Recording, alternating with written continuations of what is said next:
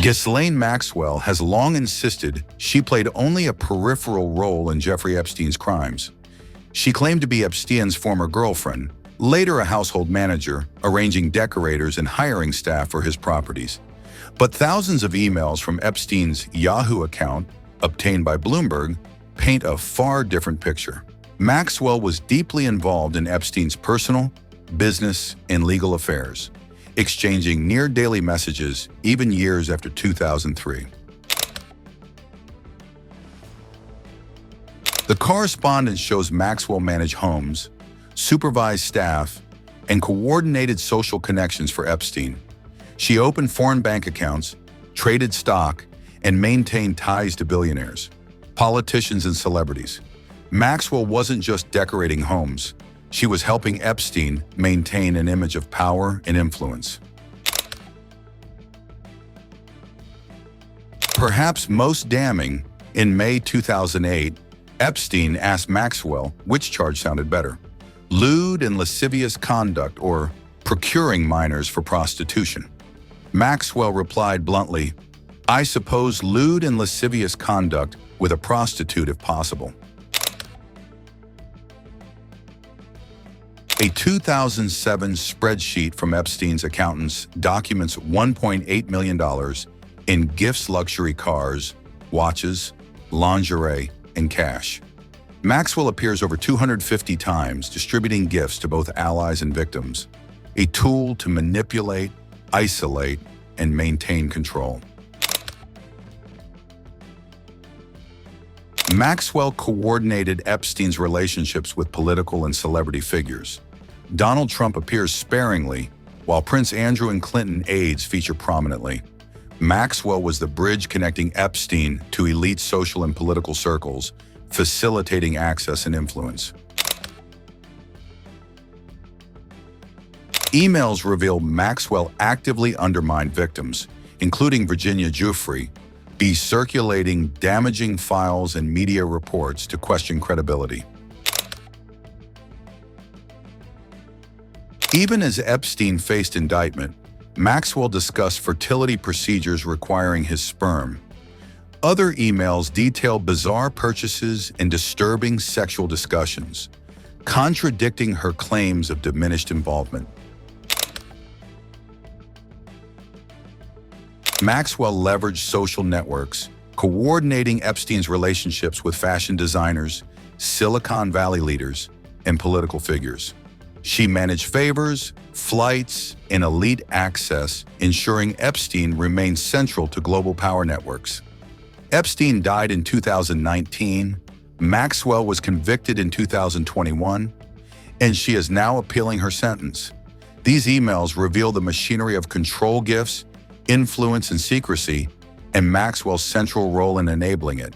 From luxury gifts to elite connections, Maxwell's emails expose the inner workings of Epstein's empire. She knew exactly what he was doing, and she helped him do it. In 1990, I had come over to New York to help look at some of that. He was having some advertising issues with the New York Daily News, and in fact, I may have met Donald Trump at that time because my father was friendly with him and liked him very much, and I think it should be said that he also very much liked this notion that he blackmailed men, or we don't really have to go there, that he wasn't a businessman and that everything he did was a fraud or a funk or whatever. I don't believe that to be true. Why? Sorry? Why do you, so you say you don't believe it to be true, but show me why you think that. Okay. Just from, I know you've been talking about it, that he was very conscientious, he was very good at math, he paid a lot of attention to his clients, but yes, you're right, there's allegations of blackmail, or also that there was some level of fraud involved in what he did, and you don't believe it. Why do you say that? Well, let me rephrase that. If there was fraud, I never saw it. What I saw, or what I felt when I ran that office. I was responsible for the staff. People worked. There were lawyers, there were accountants. I never heard him, I never felt anything, I don't know, icky.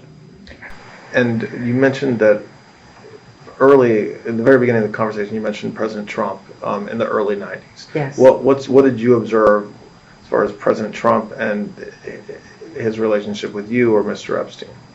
Well, I just want to say for my relationship with President Trump, relationship's a big word, but I just want to say that I met him, or I believe I may have, because of my father in the 90s. Yep. Okay. So my father liked him very much, and he really liked his wife as well, because they were both Czechoslovakian. And as far as I'm concerned, President Trump was always very cordial and very kind to me. And I just want to say that I admire his extraordinary achievement in becoming the president now, and I like him, and I've always liked him. So that is the sum and substance of my entire relationship with him. What about Mr. Epstein's relationship with him? I don't know how they met, and I don't know how they became friends. I certainly saw them together, and I remember the few times I observed them together that they were friendly. I mean, Was they that seemed in friendly. social settings or was that in private settings? I believe I only ever saw them in social settings. I don't recall any private settings. Did you ever observe President Trump receive a massage? Never. Did you ever observe? You said that you were. I mean, have you seen there's photographs, public photographs of Mr. Epstein and President Trump together? Yes. And there's photographs of. I think you're in some of the photographs Yes. as well. Those all appear to be social settings. Yes. Do you? That's my memory. If there were social settings, I don't know Epstein's. If he had whatever the nature of the president's friendship, if you will, or however you want to define that with Epstein, I was never witness. I think they were friendly, like people are in social settings. I don't think they were close friends, or I certainly never witnessed the president in any of. I don't recall ever seeing him in his house, for instance. I actually never saw the president in any type of massage setting. I never witnessed the president in any inappropriate setting in any way. The president was never inappropriate with anybody. In the times that I was with him, he was a gentleman in all respects. When's the last time you think you saw in person President Trump? It's been a long time. Probably not. Sometime in the beginning, mid 2000s maybe, and it would only have been a social setting, as far as I recall. And did you ever hear Mr. Epstein or anybody say that President Trump had done anything inappropriate with masseuses or with anybody in your world? Absolutely never. And in any context. There's been a lot of conversations about whether Mr. Epstein maintained like a list of people, like a book of famous people that he knew, it's called a black book or a client list or a list. Did you know of the existence of any such list? There is no list. We'll start with that. The genesis of that story I can actually trace for you from its absolute inception, if that is what you're interested in. Well, first, to be short, there is no list, there's no client list, nothing like that. No, there's nothing like that. That you know. That I, obviously. Right. Yeah. So that narrative that was created and then built upon and it just mushroomed into what, basically this is like a Salem witch trial. People gone lost their minds for this thing. I understand that. But the issue is, how do you satisfy a mob who can't understand the lifestyle because it's like P. Diddy in Redux on TV with Clintons and Trump? I mean, it's bananas.